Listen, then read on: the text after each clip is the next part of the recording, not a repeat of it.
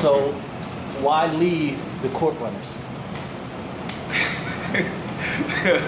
Well, really, I talk to him all the time. I mean, Shard is a little bit of the reason, you know what I'm saying? But I've been arguing with Shard since I was a kid, you know what I'm saying? Shard was the reason. And then I hate losing, man. I hate losing, you know what I'm saying? I hate getting to the where you right there, and then you play against a team, and everybody like, oh, we play them. Man, we about to play them, and you can kind of see that it don't go, you know what I'm saying? So I'm not here to do it for fun. Like, I'm really trying to win. I'm not trying to get to the championship game. And do you think being with the court runners, it was more fun for them and less competitive? I do. Okay. I do. I think that about 90% of guys that's playing though. Okay. They're just there for. I think it's there for them. It's just for fun. For the oohs and ahs. That's it.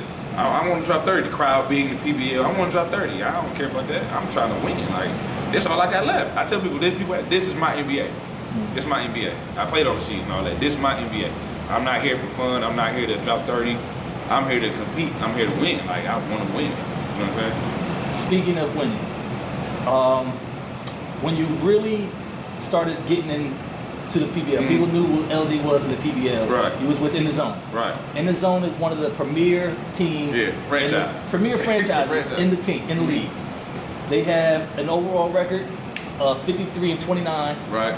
Regular season, they're great. Franchise. Playoff record, they're 4-5. Knowing that the court runners didn't work out. Right. Why didn't in the zone work? I think it was for the same reason. I think a lot of the guys that that I was playing with were in the zone. It was for fun. It was just, I mean, like I said, 90% of the guys do that. It was for fun. You know what I'm saying? You gotta understand that a lot of guys I played with were still playing overseas. You know what I'm saying? Like Jeremy, you know what I'm saying? Eric, these guys still getting checks. You know what I'm saying? So a lot of times it's fun and they don't want to get hurt. Okay. Me, I don't got nothing to lose. So I'm out here, you know, if I break my ankle, I ain't gotta go back. You know what I'm saying? So I understand. Yeah, so that's what happened. A lot of guys, they being careful. They just, like I was doing in Mike Lee, they just trying to stay in shape. You know what I'm saying? So now you guys were in the zone, you made it to the Final Four, made it to a championship game. Right. Lost both.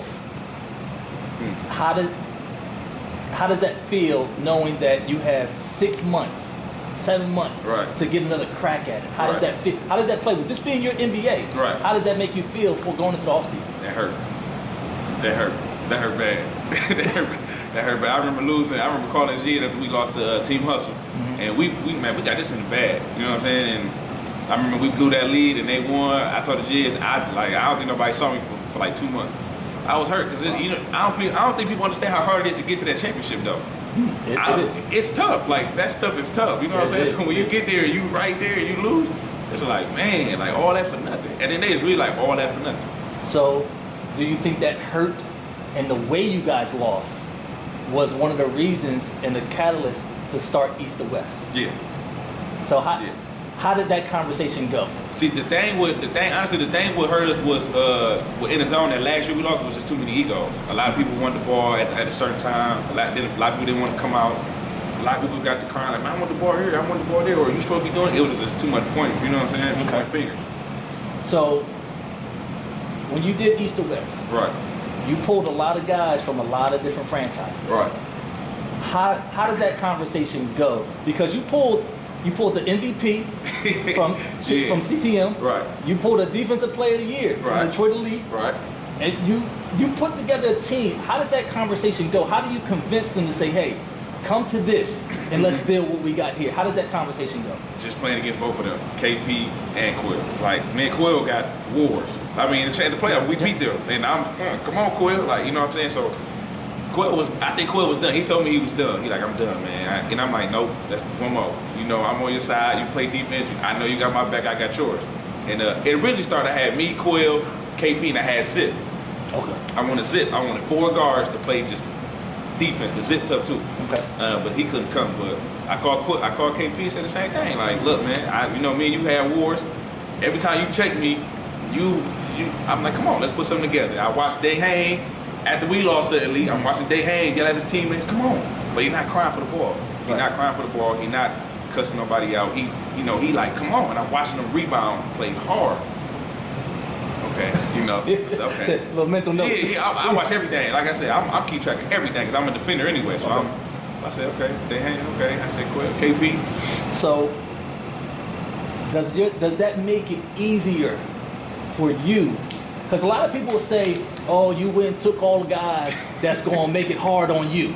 You went and got all the guys that was checking you hard and put them on your team to make it easier for you. Mm-hmm. Is that true? Was that your motivation? To say, look, I need this guy on my team. I don't want to keep playing against him. My motivation was to win, and if I was to lose, I want to lose with guys that's going to play hard, that's not going to back down because we're playing MBK, because we're playing Elite, because we're playing in the zone.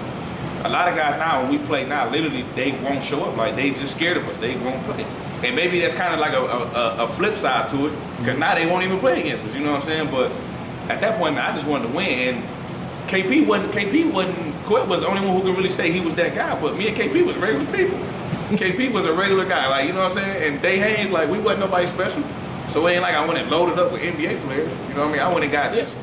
You didn't load up with NBA players, right? You know, and it wasn't that, but you took the best from each franchise. Because you gotta understand. But say who? Say who? You gotta say, I'm just speaking in general. Right. Because you look at Quell's a 2-time MVP. That's the only one on my team. Keith is a defensive player of the year. Right, okay. Day Haynes, the heart and soul of his team. But he wasn't the best player on their team. Heart and soul goes a lot longer it do go a long way. than the best player. It do go a long way. So if you pulled the heart and soul from the Rebels, you took the best defensive player from Detroit Elite, you took the 2-time MVP from CTM, and then you added a Troy Lee. Then you added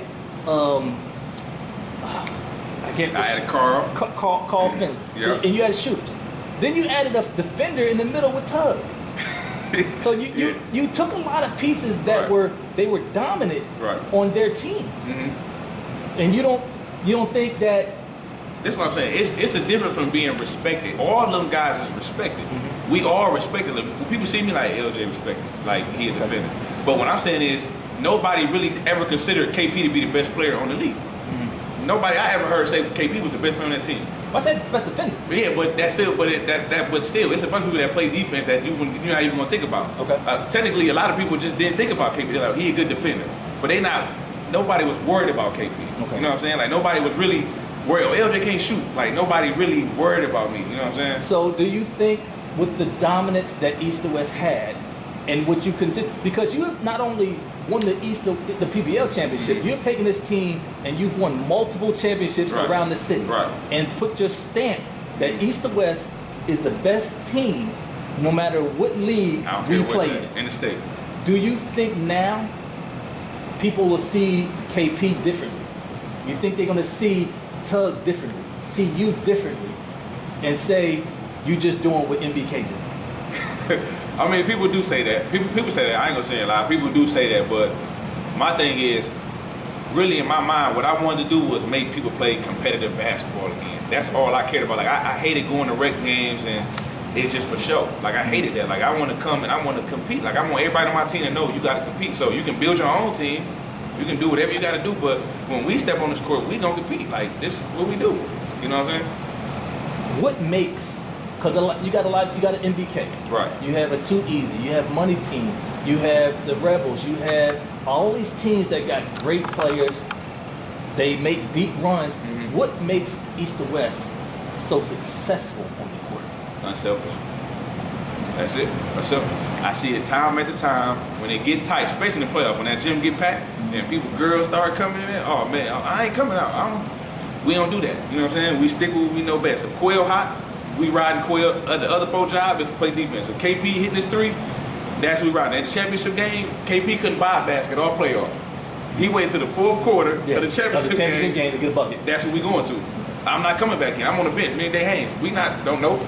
So, you know what I'm saying? That's what separates us. Everybody, you got to know when to come out. You got to know your role. You know what I'm saying? The big fella Tyrone, he didn't play at all against Money Team.